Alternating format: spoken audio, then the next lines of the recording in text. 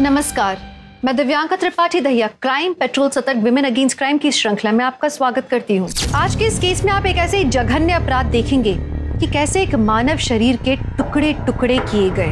ये लड़कियां कौन थी, क्या हुआ होगा इनके साथ कि इन्हें इतनी बर्बरता से मारा गया, इन्हें ऐसी सजा मिली। मतलब इंसान की जान की कीमत इतनी सस्ती है कि उसे कभी भी मार के कहीं भी फेंक दिया जाए। क्या देश का संविधान और कानून का खौफ इन अपराधियों के मन में खत्म हो चुका है?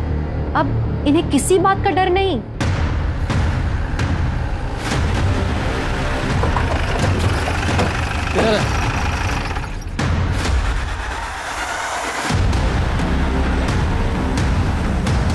बिना सर की बॉडी? स्मिता जी चलो जरा आसपास देखो, बॉडी का सर कहाँ है? जी सर।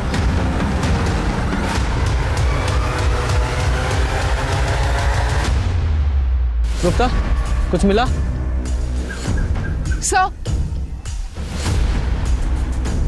सर जैसे आपने देखा लाश पे कपड़े नहीं थे, सिर भी गायब है। सर बॉडी को देख के लगता है 1-2 दिन पहले मौत हुई। सर ये देखिए, गर्दन को जिस तरह से काटा गया है ऐसा लग रहा है जैसे किसी आरी का इस्तेमाल किया गया है। तो पेड़ काटने वाली आरी होती ना वैसे। सर ये देखिए, ये जलने का निशान, लेकिन काफी पुराना है। और रेत? नहीं सर, बॉडी की हालत इतनी खराब है कुछ बोल नहीं सकते। सर इसका सिर आसपास कहीं नहीं मिला। हो सकता है कहीं दूर फेंक दिया गया ताकि इसकी पहचान ना हो सके, या फिर ये भी हो सकता है कि कोई जंगली जानवर ले गया। और ऐसा भी कुछ नहीं मिला जिससे इसकी शिनाख्त हो सके। ये आसपास बहुत सारा ब्लड है और काफी ब्लड सूख भी चुका है। इस ब्लड को सैंपल के लिए लैब में भेजो, बॉडी को पोस्टमार्टम के लिए भेजो और साथ ही चेक करो कि पूरे मिर्जापुर में कितने मिसिंग कंप्लेंट है। जी सर। इंसान एक हफ्ते में अपनी जिंदगी बदल लेता है, लेकिन हमारी मिर्जापुर की पुलिस एक हेडलेस बॉडी की शिनाख्त तक नहीं कर पाई एक हफ्ते में। पुलिस और प्रशासन का ऐसा ही ढीला रवैया अपराधियों के मनोबल को बढ़ावा देता है और वो खुलेआम जुर्म करके निकल जाते हैं। चलिए हमारे पुलिस इंस्पेक्टर सर से ही पूछते हैं कि एक हफ्ते बाद भी पुलिस हाथ पे हाथ रख के क्यों बैठी है। सर बताइए। सर तहकीकात चल रही है, प्लीज। Thank you. अपराधियों को पकड़ने की क्या योजना है आपके पास? सर हमेशा की तरह पुलिस के पास इस केस के लिए भी एक ही जवाब है कि तहकीकात जारी है। ये तहकीकात की ABCD ही नहीं आती और माइक उठा के कुछ भी बोलने लगती है नंदिनी। मीडिया ने ना दिमाग खराब करके रखा है मेरा। PM रिपोर्ट का क्या हुआ शर्मा? सर पोस्टमार्टम रिपोर्ट से पता चला है लड़की की उम्र 20-22 साल थी और मौत का समय 4 जनवरी को दोपहर 3 से 5 के बीच। यानी कि जब हमें बॉडी मिली उसको 2 दिन पहले। जी सर, सेक्सुअल असॉल्ट या रेप का कोई निशान नहीं है, लेकिन लड़की सेक्सुअली एक्टिव थी। इसका मतलब है इस रिपोर्ट से भी कोई क्लू नहीं मिला जिससे इस लड़की की शिनाख्त हो सके। शर्मा, इस लड़की की डिटेल्स मीडिया के साथ शेयर करो और अनाउंस करो कि जो भी इस केस में हमारी मदद करेगा उसे 25,000 का इनाम दिया जाएगा। शायद कोई मदद के लिए सामने आए। सर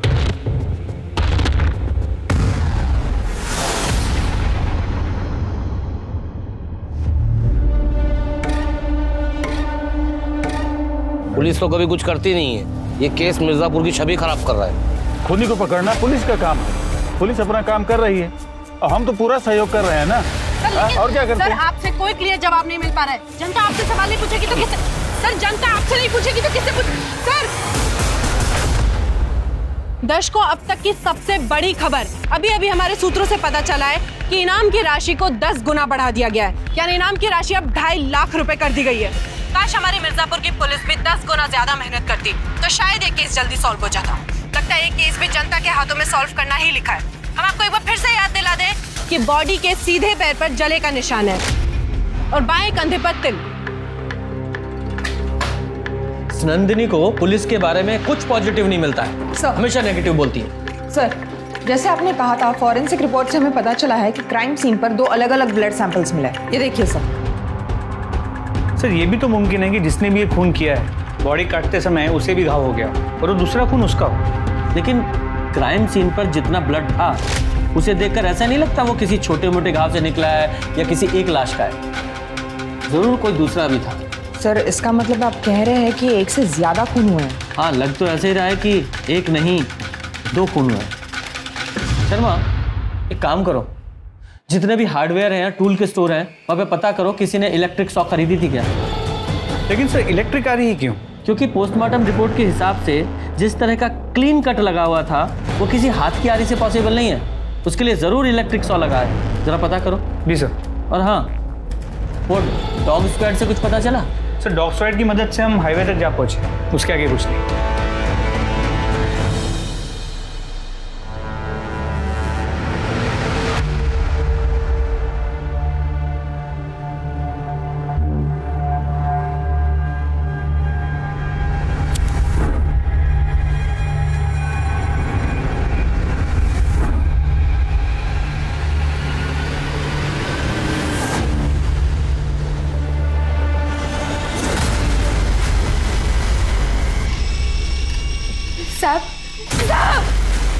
अब हमें बड़े साहब से बात करनी है। क्या बात करनी है?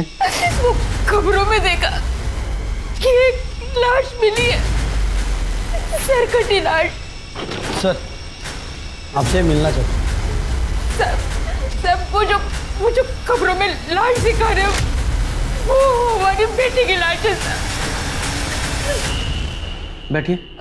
हमें लगता कि वो हमारी बेटी मुनीरा है साहब।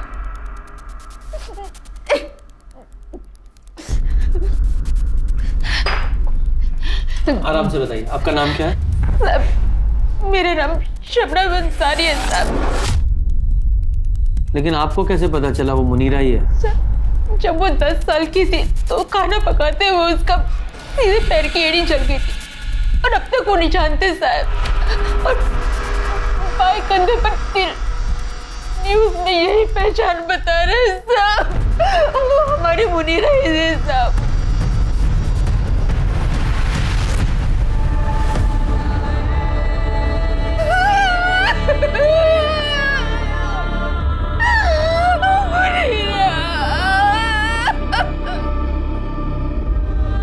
साहब हम घर में मोमबत्ती और दिया बनाने का काम करते हैं साहब, और हमारी मुनीरा मिर्जापुर की दुकानों में उसे बेचा करती थी। उसी दौरान उसकी मुलाकात नवाज शेख नाम के एक आदमी से हुई और थोड़ी देर में दोनों को प्यार हो गया। हम इन्हें दोनों का निकाह करवाया था। कबूल है? कबूल है। लेकिन निकाह के बाद मुनीरा को पता लगा कि नवाज शेख शादीशुदा है। वो बर्दाश्त नहीं कर पाई और 3 महीने पहले वो नवाज शेख को छोड़कर वापस घर आ गई साहब। मुनीरा हमारी बच्ची सब ठीक हो जाएगा, अल्लाह पे भरोसा रखो। अम्मी हमारे साथ ही ऐसा क्यों होता है? नवाज ने हमें धोखा क्यों दिया? ऐसे मत रो बच्चा, तू तो हमारा बहादुर बच्चा है ना? अम्मी हम आपको छोड़कर कभी कहीं नहीं जाएंगे, उम्र भर आपके साथ ही रहेंगे। उसने अपने आप को संभाला साहब और फिर से मिर्जापुर की दुकानों में सामान बेचने का काम शुरू कर दिया। लेकिन 2 महीने पहले उसकी मुलाकात आलम नाम के एक शख्स से हुई और दोनों को प्यार हो गया साहब। मुनीरा कहाँ जा रही है तुम? अभी एक रिश्ते से निकलकर तुम संभली भी नहीं हो और तुम दूसरे रिश्ते में जा रही हो। हमें लगता है कि तुम जल्दबाजी कर रही हो। अम्मी आप भरोसा रखें, हम इस बार कोई जल्दबाजी नहीं करेंगे, सच्ची। और आलम को परखने के बाद ही हम उससे निकाह करेंगे। लेकिन किसी को परखने के लिए उसके साथ बिना निकाह किए रहना ये सही नहीं है बेटा। अम्मी हमारा दिल कहता है कि इस बार सब ठीक हो जाएगा, सब सही हो जाएगा, भरोसा रखें हम पे। लेकिन बेटा अम्मी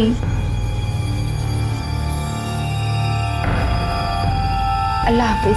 अल्लाह हाफिज।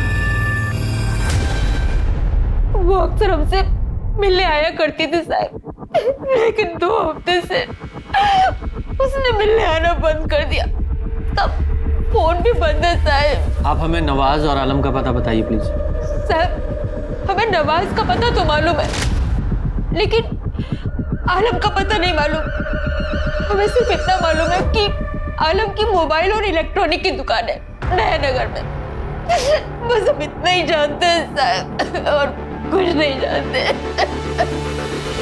या अल्लाह, क्या मुनीरा का कत्ल हो गया? जी, तो मुनीरा की माँ का कहना है कि मुनीरा को तुम्हारी पहली बीवी के बारे में पता नहीं था। सर ये सरासर झूठ है। देखिए हम मानते हैं कि हमारे मजहब के अंदर एक से ज़्यादा निकाह करने की हमें इजाज़त है, लेकिन पहली बीवी के बगैर इजाजत के हम दूसरी शादी नहीं कर सकते। और मुनीरा को यह सब बात पता थी कि हमारा निकाह पहले से ही नुसरत के साथ हो चुका है, लेकिन मुनीरा चाहती थी कि वो हमसे निकाह करे।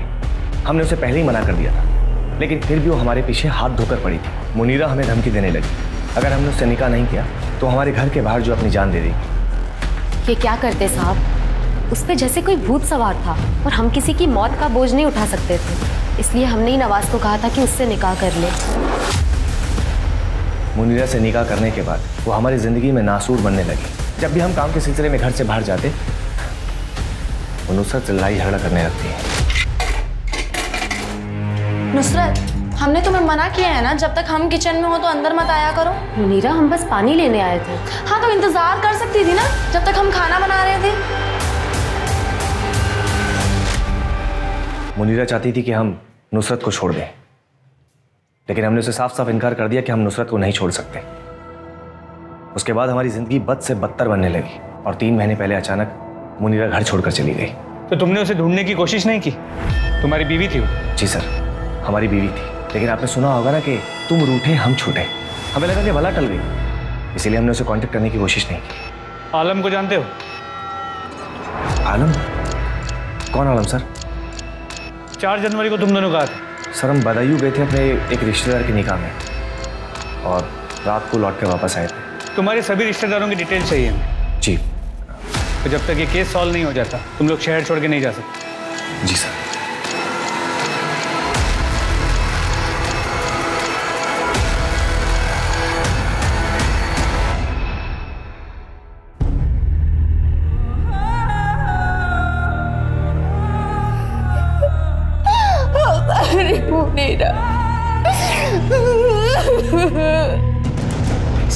सर नुसरत और नवाज ने हमें जो कुछ भी बताया था सब सही है। 4 जनवरी को वो दोनों बदोई में ही थे। लेकिन कत्ल कराया भी तो जा सकता है, क्योंकि इन दोनों के पास मोटिव है मुनीरा को मारने का।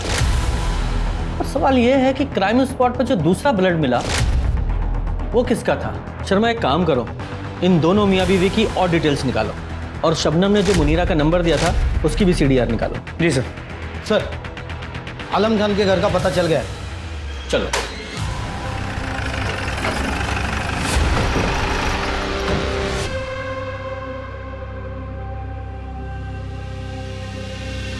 ये आलम यही रहता है? जी साहब, और वो तो कई दिनों से लापता है और उसने तो कमाल भाईजान का 2 महीने का किराया भी नहीं दिया है। कहाँ रहते हैं कमाल भाईजान? जी साहब, ये पीछे ही रहता है। गुप्ता, चाबी लेके आओ। सर। साहब, खाना भी यहीं पर खाता है और 1 महीने से पैसे भी नहीं दिया है। कहता है आज दूंगा कल दूंगा, ऐसे ही घुमा रहा है। साहब, बिरयानी खाएंगे क्या? नहीं नहीं सर, चाबी मिल गई।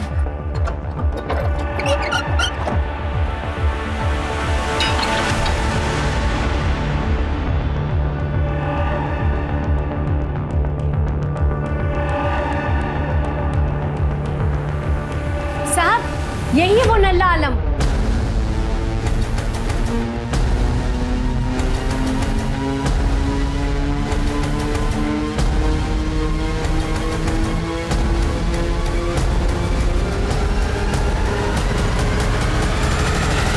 सर, ये देखिए, इसमें कुछ है।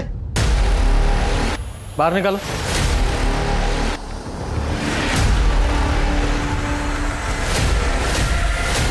या अल्लाह, क्या है इसमें?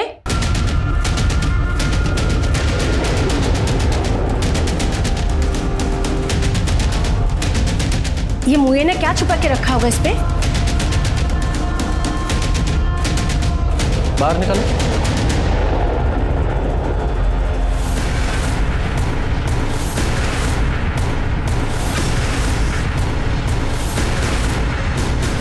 या अल्लाह, ये क्या है? किसका सर है? जाइए बाहर जाइए। हाँ जाइए। पुलिस का शक सही साबित हुआ। आलम के घर 2 सर मिलने का मतलब था कि 2 कत्ल हुए थे। DNA टेस्टिंग से यह भी साबित हो गया कि एक सर उनमें से मुनीरा का था, लेकिन दूसरा सर किसका था और उसका धड़ कहाँ था ये नहीं मालूम चल रहा था। क्या आलम इन दोनों का कातिल था? क्या उसने इन दोनों के सर अपने घर में यादगार की तरह रखे थे? अगर नहीं तो कातिल कौन था? क्या ये दोनों मामले अलग अलग थे? और अगर अलग अलग थे तो दोनों सर आलम के ही घर में क्यों मिले एक साथ? ऐसे बहुत सारे सवाल थे जिनके जवाब पुलिस ढूंढने की कोशिश कर रही थी, पर उन जवाबों तक वो पहुंच नहीं पा रही थी। पुलिस के ऊपर मीडिया का बहुत प्रेशर था। उन्होंने एड़ी चोटी का जोर लगा दिया था इस केस को सॉल्व करने के लिए। उन्होंने दुकानदारों से, सप्लायर से पार 100 के बारे में, बिजली से चलने वाली आरी के बारे में पता किया और उन्हें मालूम चला कि पिछले ही महीने कुछ पार 100 की बिक्री हुई थी, लेकिन वो सब बिजनेस के इस्तेमाल के लिए थे और उन्हें सुरक्षित लॉक करके रखा गया था। फिर पुलिस ने अपने खबरियों को एक्टिवेट किया 15 से 20 साल की लड़की की तलाश के लिए, जिसकी मिसिंग कंप्लेंट अभी तक नहीं हुई थी। साथ ही आलम की भी तलाश जारी थी, क्योंकि वही एक था जो इस पहेली को सुलझा सकता था। एक नहीं बल्कि दो लड़कियों की हत्याएं हुई है। पुलिस को 2 सर बरामद हुए हैं। इसी के चलते मिर्जापुर में भी 2 गुनी दहशत बढ़ गई है। पुलिस और प्रशासन पर भी 2 गुनी कीचड़ उछाली गई है। आखिर पुलिस कब तक इस केस में ढिलाई देती रहेगी? ये केस महिलाओं की सुरक्षा के लिए एक बहुत बड़ा प्रश्न चिन्ह है। क्या पुलिस सही दिशा में तहकीकात कर रही है? अरे मियाँ, दरवाजा खोलिए। कौन? प्रधान जी ने चुनाव जीतने की खुशी में सबको मिठाई और तोहफे दिए हैं। जल्दी दरवाजा खोलिए और अपना तोहफा ले लीजिए। हमें और भी घरों में जाना है। ये लीजिए आपकी मिठाई और ये तुम्हारा तोहफा। अरे कौन है? आपने कुछ नहीं किया साहब। कुछ नहीं किया तूने? 2 लड़कियों को मार के उनके सर काट के घर में रखे हुए हैं, बोल रहा है कुछ नहीं किया है। वो दूसरी लड़की कौन थी? साहब हमें नहीं पता। मुनीरा को तो जानता था ना? हाँ साहब, मुनीरा को तो हम पिछले साल नवंबर में मिले थे साहब। हम दोनों ने बहुत अच्छा टाइम बिताया था। वो बाद में निकाह पर जोर डालने लगी थी साहब। आलम, अब ना हमें निकाह कर लेना चाहिए। निकाह? हाँ, हमें तुम्हारे साथ जिंदगी बतानी है। ये तो उसके लिए निकाह की क्या जरूरत है? हम लोग ऐसे भी साथ में रह सकते हैं। तुम हमारे साथ निकाह करना चाहते हो कि नहीं?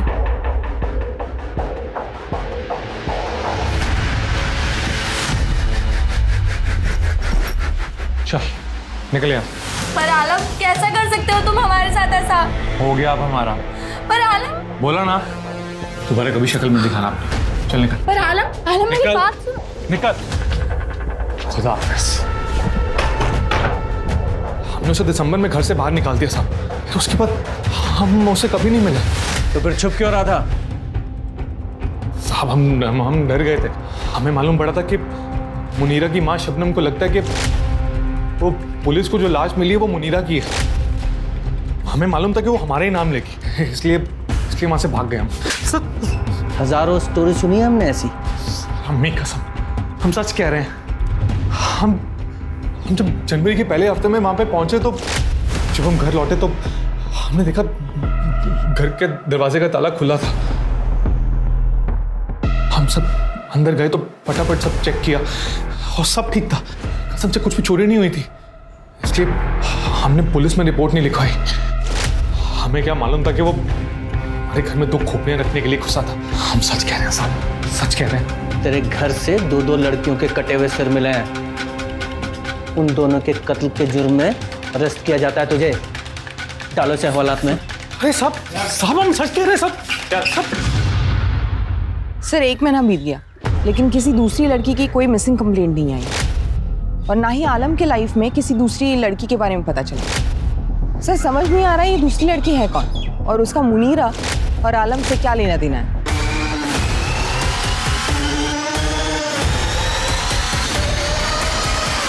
तो मुझे लगता है किसी ने जानबूझकर दोनों सिर आलम के घर में रखे थे ताकि उसे फंसा सके। हाँ, लेकिन आलम को फंसाने के लिए तो मुनीरा का सर ही काफी था। 2 क्यों? मुझे लगता है ये आलम ही कातिल है। इसे अच्छे से तोड़ो, सब बकेगा। एक्सक्यूज मी सर, खबरी का। हेलो, कौन से एरिया में? ठीक है सर। खबरी ने बताया कि मिर्ज़ापुर के बाहर मॉडल टाउन में एक योगिता नाम की लड़की एक मुस्लिम लड़के के साथ जनवरी के पहले वीक में भागी है, लेकिन योगिता के फैमिली वाले इस बात के बारे में किसी से बात ही नहीं कर रहे। योगिता कहाँ है? मतलब अपनी ससुराल में होगी दिल्ली में, और कहाँ? ससुराल में होगी मतलब उसकी शादी हो गई? कब? 2 महीने पहले।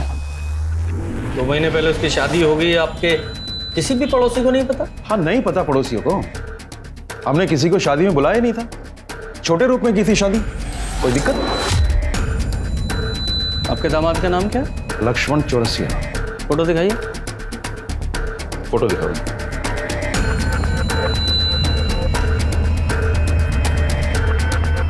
ये फोटो नहीं, शादी का फोटो दिखाइए। जमाई राजा अभी तक फोटो एल्बम भेजे नहीं है। मैडम वॉशरूम कहाँ पे? हाँ वो यहाँ पर। Sorry sir. दिल्ली का अपने दामाद जी का एड्रेस दे दीजिए, हम खुद जाके देख लेंगे। आपको नहीं लगता कि आप अपनी लिमिट्स क्रॉस कर रहे हैं? जाइए, नहीं देते आपको एड्रेस और डिटेल्स। ऐसा है, हम ना एक वकील हैं और अपने राइट्स को बहुत अच्छी तरह से जानते हैं। हमारा हक बनता है ये जानने का कि हमें पता हो कि आप लोग यहाँ पर किस लिए। हमें एक लड़की का कटा हुआ सर मिला है, उसकी आइडेंटिटी तलाश करने की कोशिश कर रहे हैं हम, ताकि उसके कातिलों को सजा दिला सकें। हमें कोई शौक नहीं है किसी की प्राइवेसी में दखल देने का। लेकिन आपको क्या, आपकी बेटी तो सही सलामत है ना दिल्ली में? हा?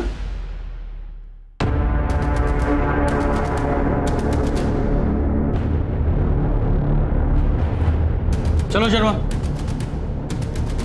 इनसे बात करके कोई फायदा नहीं, कुछ हासिल नहीं होगा।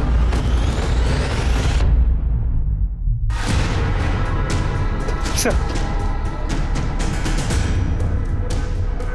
Sharma very good. इसमें लगे बालों को तुरंत डीएनए टेस्ट के लिए भेजो और उनसे कहो कि इसकी रिपोर्ट जल्द से जल्द भेजें। सर।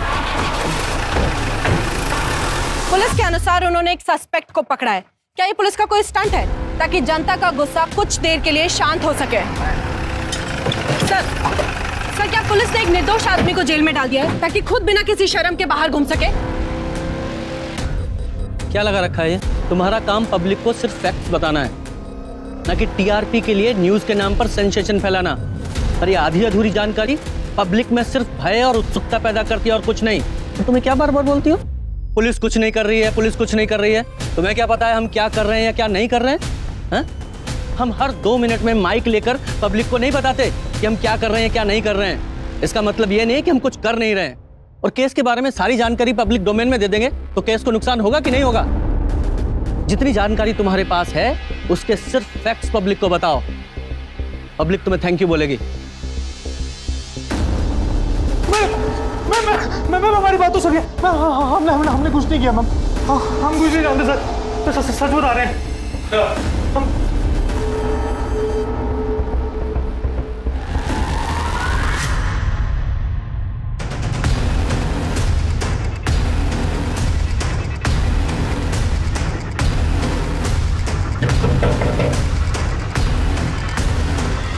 अरे आप लोग फिर आ गए? ये कंघा आप ही का है ना? जी। तुम क्यों बोल रही हो? हम है ना यहाँ पर। ये कंघी हम आप लोगों के घर से लेकर गए थे। इस पर लगे बालों को हमने डीएनए टेस्ट के लिए भेजा और हमारे पास जो कटा हुआ सर है उसके बालों से मैच कराया। दोनों का डीएनए मैच हुआ है। आप लोगों के घर में आपके अलावा आपकी बेटी ही रहती थी। हमारे पास जो कटा हुआ सर है योगिता का है। नहीं, ऐसा नहीं हो सकता।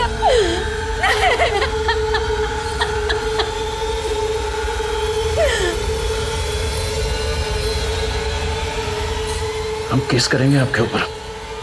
आपने ही लीगल तौर पे हमारे घर से कंघा लिया है, ये अनऑफिशियल है। और एक बात बताएं आपको, कोर्ट में ना ये डीएनए रिपोर्ट खारिज हो जाएगी 1 सेकंड में। हम तुम्हारी बेटी के कातिलों को ढूंढने की कोशिश कर रहे हैं और तुम हम पर मुकदमा ठोकने की बात कर रहे हो। कहीं ऐसा तो नहीं कि तुमने ही अपनी बेटी को मारा है? हम क्यों मारेंगे योगिता को? तो तुम बताओ। झूठ बोला है ना हमसे?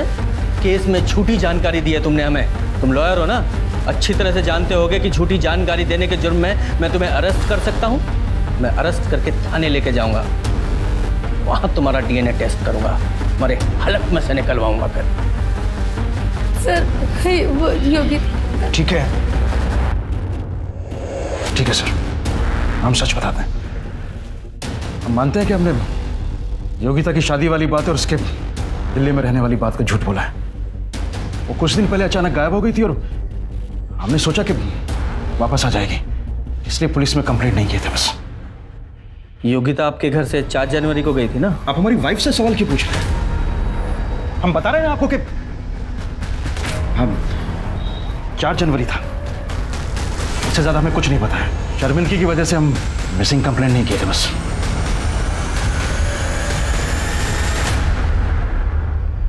शांति बहुत अच्छी है, हम सब लोग उसे बहुत पसंद भी करते हैं और हमेशा मंदिर में भजन कीर्तन के समय हम उससे मिलते ही रहते हैं। लेकिन उसका पति धर्मपाल, हम लोग उससे दूरी बनाकर रखते हैं। क्यों? बड़ा टेढ़ा और कमीने टाइप का इंसान है धर्मपाल, और वकील तो उससे भी वाहियात है। केस के नाम पर पैसे लूटता है। ऐसे लोगों की वजह से लोग डरते हैं वकीलों से। और मैडम वो 3 नंबर गली वाली भावना, वो बता रही थी कि शायद योगिता का चक्कर किसी दूसरे धर्म वाले लड़के के साथ था। और जब ये बात धर्मपाल को पता चली तब तो उसने घर पर बहुत ज्यादा बवाल खड़ा कर दिया था।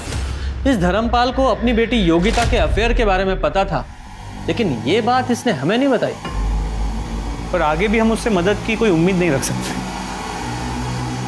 लेकिन मुझे पता है कौन हमारी मदद कर सकता है।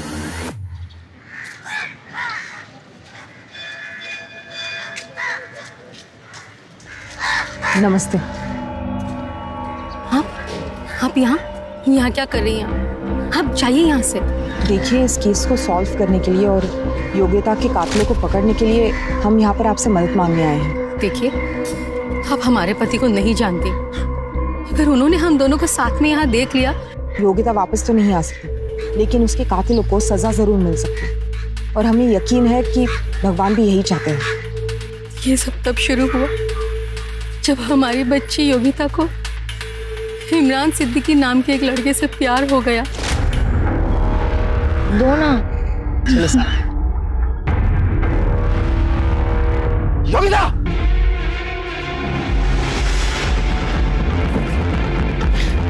अंकल बस पकड़ी से खड़िया। पापा, पापा एक बार सुनिए तो सही। पापा,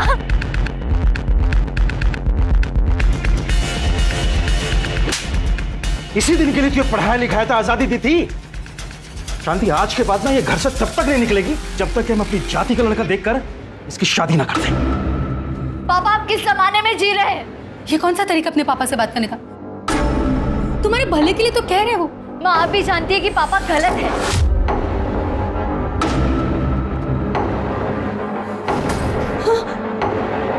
अगर दोबारा आपने हम पे हाथ उठाने की कोशिश की तो हम पुलिस कंप्लेंट कर देंगे। अगर आप वकील हैं तो हम भी अपने अधिकार जानते हैं और हम 20 साल के हो चुके हैं। अगर इस देश में हम अपने मर्जी से वोट कर सकते हैं ना, तो हम शादी भी अपने मर्जी से ही करेंगे। हम भी देखते हैं कि कैसे करेंगे।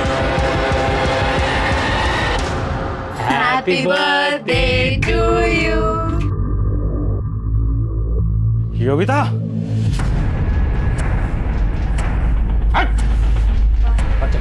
पापा आप सुनिए तो सही। मैं बस। अरे भाई साहब, अरे मेरी बात तो सुनिए। पापा बट भाई साहब, देखिए हमें कोई झगड़ा नहीं चाहिए। हम बड़े ही शांत प्रिय आदमी हैं, लेकिन तब तक जब तक हमारी बातें मानी जा रही है। धर्मपाल जी की बेटी से दूर रहिए, वरना दोस्ती महंगी पड़ सकती है। भाभी, मुझे और योगिता को एक होने से कोई नहीं रोक सकता। सर, क्या मतलब है इस नोटिस का? और हमारी शॉप कोई गैर कानूनी नहीं है? हाँ, गैर कानूनी तरीके से अवैध रूप से हथियाई गई जमीन पर बनाई गई है दुकान। हम प्रूव कर सकते हैं कि हमारी ये दुकान और ये जमीन गैर कानूनी नहीं है। ठीक है, तुम्हारे पास 1 महीने का समय है, आप सबूत दीजिए। लेकिन हाँ, तब तक ये शॉप सील रहेगी। चलिए चलिए सर, हमारे कारोबार का चलिए भाई, सील करिए। ये तालाब एक ही चाबी से खुल सकता है। योगिता को भूल जाओ।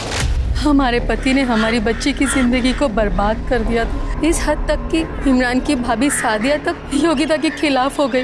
उसने तो इमरान से कहा कि वो योगिता के पापा ने हमारी दुकान बंद करवा दी, हमें इतना परेशान किया, और तुम अभी भी इसी के बारे में सोच रहे हो। वो अब इस घर में नहीं आएगी। पर इमरान और उसका बड़ा भाई अज़हर दोनों पीछे नहीं हटे। इमरान हमारी बच्ची से बहुत प्यार करता था, फिर दोनों ने एक बार यहाँ से भाग जाने का ठाना। 4 जनवरी को तकरीबन 2:30 बजे, जब हमारे पति घर पर नहीं थे। ये कंगन मैंने तुम्हारी शादी के लिए बनवाए थे, इसे तुम अपनी शादी वाले दिन पहन लेना। भगवान पे भरोसा रखो माँ, कुछ दिनों में सब ठीक हो जाएगा। हाँ मेरी बच्ची। उस दिन हमने हमारी बच्ची को आखिरी बार जाते हुए देखा, उसके बाद उसका कभी कोई फोन नहीं आया। ये योगिता इमरान के साथ भागने वाली थी जब इसका खून हुआ। सर योगिता भागने वाली थी ये सिर्फ 2 लोगों को पता था, इमरान और दूसरा उसकी माँ शांति। सर ये हो सकता है कि शांति ने योगिता को मारा है और अब रोने का नाटक कर रही है। सर या फिर इमरान कभी योगिता से शादी ही नहीं करना चाहता और योगिता उसे फोर्स कर रही हो, इसलिए इमरान ने योगिता को मार दिया। या फिर ये धर्मपाल, शायद इसे पता चल गया हो कि योगिता घर से भागने वाली है और उसने घात लगाकर योगिता को मार दिया। सर इमरान की भाभी सादिया भी हो सकती है, क्योंकि वो इस रिश्ते के खिलाफ हो गई थी। या फिर उसका भाई अजहर, क्योंकि वो इस रिश्ते के लिए तैयार था, लेकिन सिर्फ तब जब धर्मपाल इस रिश्ते को मंजूरी देता। सर मार तो कोई भी सकता है, लेकिन सवाल यह है कि योगिता इमरान के साथ शादी करने के लिए भागने वाली थी, इस वजह से कोई योगिता का इतनी बेरहमी से मर्डर क्यों करे? और ये मुनीरा, इसका क्या, इसका योगिता के साथ क्या कनेक्शन है? अब ये मुनीरा की वजह से योगिता मरी है या योगिता की वजह से मुनीरा, ये भी तो एक पहेली है। सर अगर ये दोनों मर्डर योगिता की फैमिली या सिद्दीकी की फैमिली में से किसी ने किया है, तो फिर ये दोनों सिर आलम के घर पे कैसे मिले? ये तो आलम ही बताएगा, ढूंढो इसे। लेकिन इससे पहले इसे इमरान को उठा के लेके आओ, देखें ये क्या कहानी सुनाता है।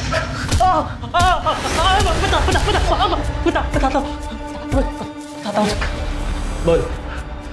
हाँ, हम 4 तारीख को मिलने वाले थे, भागने वाले थे। वो हमें हाईवे के पास मिलने वाली थी, पर वो वहाँ कभी आई नहीं। हमें क्या पता कि वो आई या नहीं, तेरे दिमाग में कुछ अलग खिचड़ी पक रही हो। तूने उसे वापस जाने के लिए कहा, वो नहीं गई तो मार दिया उसे, क्योंकि आखिरी कॉल योगिता ने तुझे किया था। सर ये आप क्या कह रहे हैं? हम उसे क्यों मारेंगे? हम तो उससे शादी करने वाले थे। हम दोनों इसलिए तो उस रोज अपने अपने घर से भागे थे। फिर पता नहीं अपने बाप के डर से शायद उसने अपने कदम पीछे खींच लिए। हमें इसी बात का तो सबसे ज्यादा दुख हुआ था कि उसने हमें ये बात बताने की जहमत तक नहीं उठाई। उस रोज इंतजार करते हुए हमने उसे बहुत से कॉल और मैसेजेस किए, पर उसने एक भी कॉल का रिप्लाई नहीं दिया सर। फिर जैसे जैसे हमने अपने आप को संभाला और अपनी जिंदगी में आगे बढ़ने की कोशिश करने लगे, हमने कभी सपने में भी नहीं सोचा था कि उसका मर्डर हो गया। सर जिस किसी ने भी उसका मर्डर किया ना, अगर वो इंसान हमें मिल गया, हम उसको जिंदा नहीं छोड़े, उसके टुकड़े टुकड़े करके हम उसे कुत्तों को खिला देंगे। हमारी योगिता ने हमें धोखा नहीं दिया था। इमरान का इस तरह आवेश में आकर बोला हुआ हर शब्द 2 तरफ इशारे कर रहा था। एक ये कि या तो वो सच बोल रहा था या फिर वो बहुत अच्छा एक्टर था, लेकिन किसी भी सूरत में पुलिस का शक उस पर बना हुआ था। पुलिस ये समझने की कोशिश कर रही थी कि क्या हुआ था और क्यों हुआ था। एक बात तो तय थी कि योगिता और मुनीरा की मौत एक ही जगह पर हुई थी। दोनों के सर को धड़ से अलग कर देना, मुनीरा की लाश वहीं छोड़ के योगिता की लाश ले जाना और दोनों के सर का आलम के घर में मिलना, बहुत पेचीदा था ये सब समझना। तो क्या आलम ने दोनों की हत्या की थी? और अगर नहीं की थी तो किसने की थी? और क्या वो इंसान इन दोनों लड़कियों को जानता था? पुलिस को अभी तक इन दोनों के बीच में कोई कनेक्शन नहीं नजर आ रहा था। एक बात तो तय थी कि इन दोनों की मौत के पीछे किसी सनकी का हाथ था, लेकिन ये समझ नहीं आ रहा था कि उन दोनों लड़कियों को, जिनके बीच में कोई संबंध नहीं था, मारने के लिए उन्हें क्यों चुना गया। पुलिस यही सब सुलझाने में लगी थी, तभी एक सुराग उनके हाथ लगा जो शायद इस केस को सुलझा सकता था। सर ये इंदु जोशी, योगिता की बचपन की सहेली। सर ये आपको कुछ बताना चाहती है। बैठो बेटा। हाँ बोलो। सर योगिता को धमकी मिली थी। सुन लड़की, अपने ही धर्म में रह, समझी? दूसरे धर्म को भूल जा, वरना हम भूल जाएंगे तुम हमारे धर्म की लड़की हो, समझे? योगिता बहुत घबरा गई थी सर, लेकिन फिर उसने अपने आप को संभाला और वही करने की सोची जो वो करना चाहती थी। अच्छा, तुम तो योगिता को बचपन से जानती हो, उसकी बेस्ट फ्रेंड हो, तुम्हें क्या लगता है किसने किया होगा उसके साथ ये? धर्मपाल अंकल।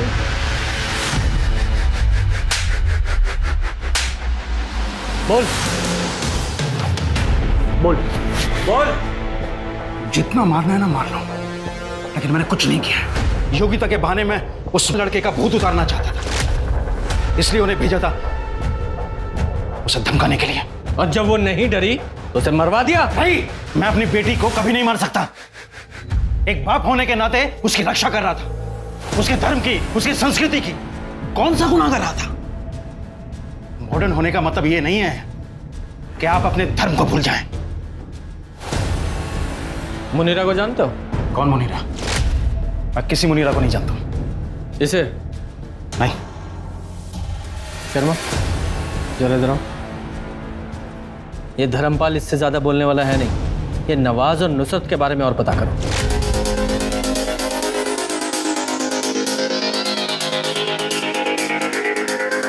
नवाज और नुसरत की जोड़ी तो बड़ी कमाल की है, माशाअल्लाह। अच्छा हुआ दोनों फिर से साथ में आ गए।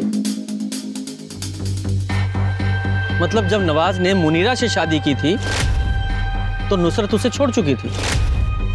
जी सर, और सर ये भी पता चला है कि नुसरत उसी दिन घर छोड़ के गई थी जिस दिन नवाज ने मुनीरा से शादी की थी। तो नुसरत के रजामंदी का और मुनीरा का घर पे रह के झगड़े करने का तो सवाल ही पैदा नहीं होता, क्योंकि नुसरत कभी घर पे थी ही नहीं। और सर मुनीरा के घर से निकल जाने के बाद नुसरत घर वापस आई। लोगों का ये भी कहना है कि नुसरत के भाई जफर का नवाज पे काफी प्रेशर है और इस जफर का रिकॉर्ड भी कुछ अच्छा नहीं है सर। हम मानते हैं कि हमने आपसे झूठ कहा। अगर आपसे झूठ नहीं कहते तो मुनीरा के कत्ल में आप हमें जिम्मेदार समझते हैं। ये भी तो हो सकता है कि ये सब कुछ तुमने जफर के दबाव में आगे किया है। दबाव? कैसा दबाव सर? हम तो उससे कोई वास्ता ही नहीं रखते। तुम्हारी, नुसरत की और मुनीरा की पूरी कहानी हमें पता है। अब सब कुछ सच सच बता दो। सर वो मुनीरा को हमारे और नुसरत के निकाह के बारे में नहीं पता था। तो तुमने उसे बताना जरूरी भी नहीं समझा? क्यों? सर वो बहुत सुंदर थी, हम उससे निकाह करना चाहते, लेकिन निकाह के कुछ दिनों बाद ही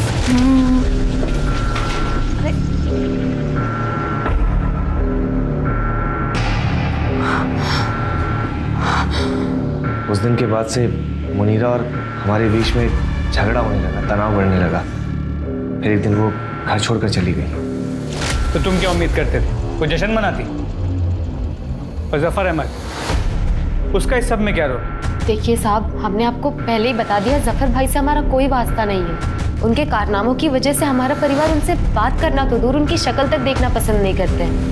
क्या जनाब, लोग तो कुछ भी कहते रहते हैं। अरे नुसरत तुमसे कोई वास्ता ही नहीं रखती थी तो वो क्या बोलेगी? चलिए मान लीजिए ऐसा होता भी तो आपको क्या लगता हम जीजू का निकाह ही क्यों होने देते मुनीरा से? ठीक है जाओ। सलाम सर। सर आपने इसे जाने क्यों दी? ये इतनी आसानी से बोलने वाला नहीं था। नजर रखो इस पे, जरूर कोई लीड मिलेगी। सर आपके लिए चाय। गुप्ता, मैंने चाय मंगाई? नहीं। तो लेके चल।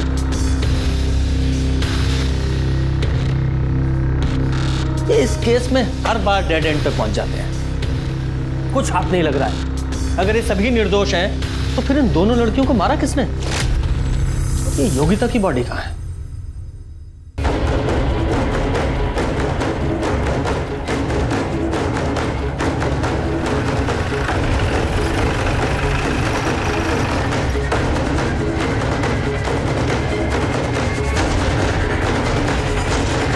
शर्मा, बॉडी निकालने के लिए किसी को बुलाओ।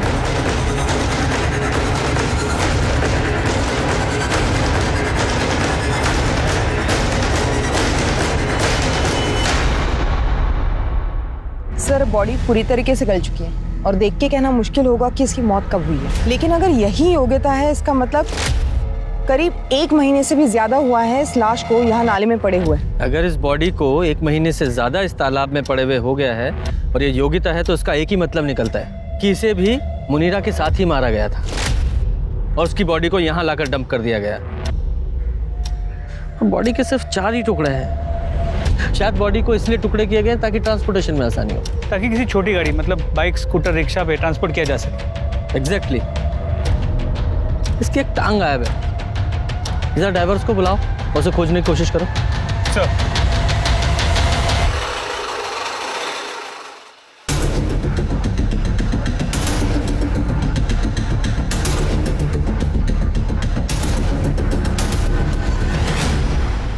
जैसा पुलिस को शक था वैसे ही हुआ। आलम खान के घर मिला दूसरा सर योगिता का ही था।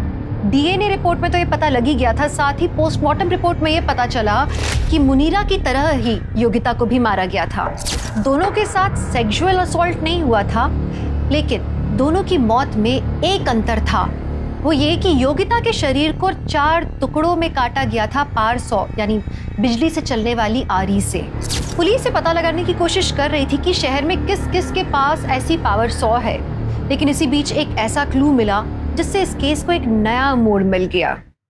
सर, डीएनए रिपोर्ट से कंफर्म हुआ है कि जो तालाब में बॉडी मिली थी वो योगिता की है।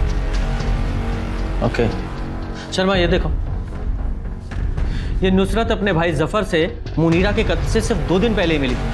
मतलब ये नुसरत, जफर और नवाज सबके साथ झूठ बोल रहे हैं। एग्जैक्टली। लेकिन ये फोटो जिस ईमेल आईडी से आई है उसका नाम है कड़वा सच। मैंने पूजा को बोला है साइबर सेल से जरा डिटेल निकालिए इस आईडी की। सर, लगता है कोई गुमनाम रह के हमारी मदद करने की कोशिश कर रहा है। हाँ, पर इसका मतलब ये भी तो है कि जिसने फोटो भेजी है उसे पता है कि जफर, नवाज और नुसरत हमें क्या बताया है। हमने आपको पहले ही बता दिया, जफर भाई से हमारा कोई वास्ता नहीं है। हम जीजू का निकाह ही क्यों होने देते मुनीरा से? अब ये बातें हमने पब्लिक डोमेन में तो रखी नहीं है। एक काम करते हैं, इन तीनों से पूछताछ करने से पहले जिसने ये फोटो भेजी है उससे पूछताछ करते हैं। सर आपको यकीन नहीं होगा ये फोटो हमें किसने भेजी है। किसने? तो ये हृदय परिवर्तन कैसे हो गया? सर, हमने आपकी मदद करने के लिए वो फोटो भेजी और आप हम पे ही शक कर रहे हैं। हाँ, कर रहे हैं शक। उसका रीजन है, आपने जिस जफर का हमें फोटो भेजा है हमें पता है कि तुम उसके रेगुलर कांटेक्ट में थी। ये लो, आपके सारे कॉल रिकॉर्ड्स, साफ पता चल रहा है उसके रेगुलर टच में हो तुम। बोलिए, क्या माजरा है? सर, कुछ समय पहले जब हम अंडरवर्ल्ड की स्टोरी और रफीक गैंग के मर्डर की स्टोरी कवर कर रहे थे तब हम जफर से मिले थे और हम एक दूसरे से प्यार हो गया। हम एक दूसरे के बहुत करीब आ गए थे, लेकिन कुछ टाइम पहले जब हमने उसे एक लड़की के साथ रंगे हाथों पकड़ लिया तब हमें उससे बदला लेना था। जफर ने हमें बताया कि उसकी बहन नुसरत ने उससे सारे कॉन्टैक्ट ख़त्म कर लिए, लेकिन जब हमने उसे नुसरत से मिलते देखा तो उसका फ़ोटो क्लिक कर लिया, वही फ़ोटो आपको भेज दिया ताकि तुम्हारा बदला पूरा हो सके। सर, हमें हमारा बदला चाहिए और आपको सबूत। अगर ये फ़ोटो आपको इस केस को सॉल्व करने में मदद करता है तो हम किसी को नहीं बताएंगे कि ये फ़ोटो हमने आपको दिया है। सर, हम इतने भी बुरे नहीं हैं। कई बार पुलिस टीम और रिपोर्टर साथ में काम भी कर सकते हैं। Nice thought. शर्मा, जरा इस जफर को एक विजिट दो।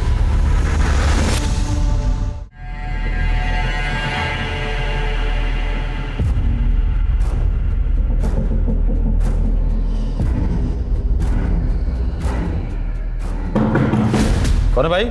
जफर भाई, आपके लिए पार्सल आया है। किसने भेजा है? देख लो।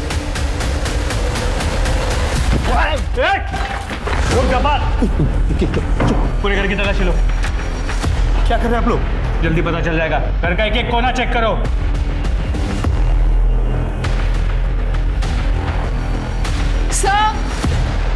सर 1 मिनट यहाँ आइए। सर ये देखिए।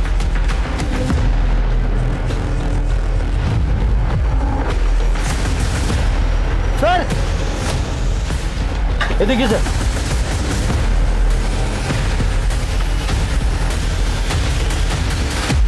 फॉरेंसिक रिपोर्ट से पता चला है तेरे स्कूटर पे जो खून था वो योगिता का था और जो इलेक्ट्रिक आरी पे खून था मुनीरा का। अब तू सीधे सीधे बताएगा कि तेरे हलक में हाथ डाल के उगलवाऊं। बोल। बताता हूँ सर। आलम ने जब मुनीरा को छोड़ा उसके बाद मुनीरा ने नवाज को कांटेक्ट किया था।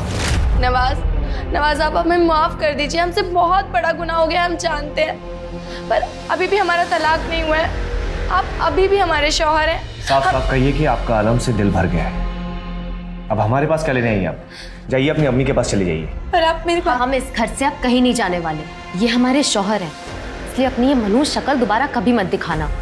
हम कहाँ जाएंगे? आप अपने घर में हमें पनाह दे दीजिए, हम आप दोनों की खिदमत करेंगे। नवाज ने कहा है वो मुझे दोबारा कभी नहीं छोड़ेगा, लेकिन है तो मर्द साथ, क्या भरोसा, अगर वो मुनीरा को वापस ले आए तो हमारा क्या होगा? कुछ करो भाईजान।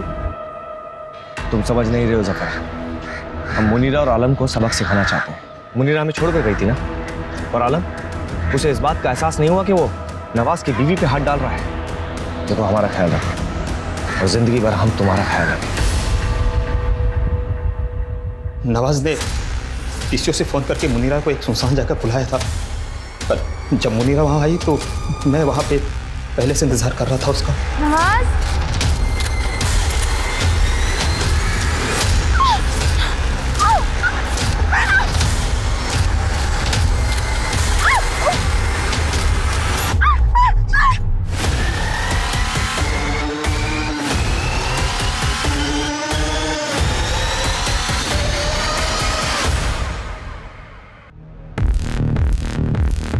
उसके बाद हमको पता था कि अब इसको मारना ही पड़ेगा और कोई चारा नहीं था हमारे पास।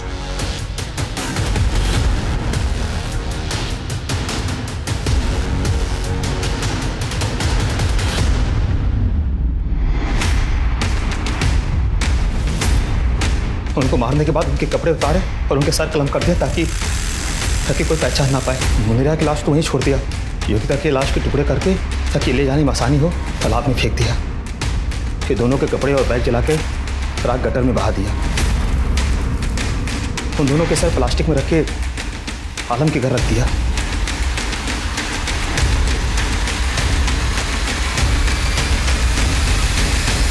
और वो इलेक्ट्रिक आरी कहां से खरीदी?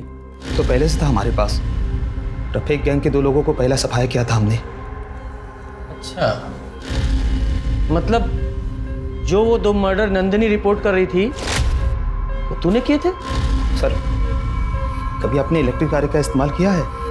बड़ा मजा आता है, पावर सा आ जाता हाथों में, और खून जब सर काटने पर जो खून उछलता है ना फुहारे की तरह, सर आप कल्पना नहीं कर सकते उसकी। इसके खिलाफ 4 मर्डर की चार्जशीट दाखिल करो। जफर को योगिता और मुनीरा के कत्ल के लिए और नवाज और नुसरत को इस जघन्य अपराध में साथ देने के लिए गिरफ्तार किया गया। मुनीरा ने अपनी जिंदगी में गलत इंसान को चुनने की गलती की, जिसकी कीमत उसने अपनी जान दे के चुकाई। और योगिता, वो तो बस गलत समय पर गलत जगह पर मौजूद थी। वो अपनी पिता की सोच से दूर जाना चाहती थी और बदकिस्मती से एक आदमखोर कातिल के हाथ लग गई, जिसने एक कत्ल को छुपाने के लिए दूसरा कत्ल कर दिया। किसी की जान ले लेना किसी भी मुद्दे का हल हो ही नहीं सकता। ये एक क्राइम है और आप चाहे कितनी भी तिकड़म लगा लें, एक क्राइम करने के बाद मुजरिम अपने निशान छोड़ ही जाता है, पकड़ा जाता है। आप अपने परिवार को प्यार से संजो के रखें। इसी आशा के साथ मैं दिव्यांका त्रिपाठी दहिया लेती हूँ आपसे विदा। फिर मिलूंगी अगले केस के साथ। तब तक देखते रहिए क्राइम पेट्रोल सतर्क, विमेन अगेंस्ट क्राइम। एक औरत परिवार, अब हर औरत का भार। जय हिंद।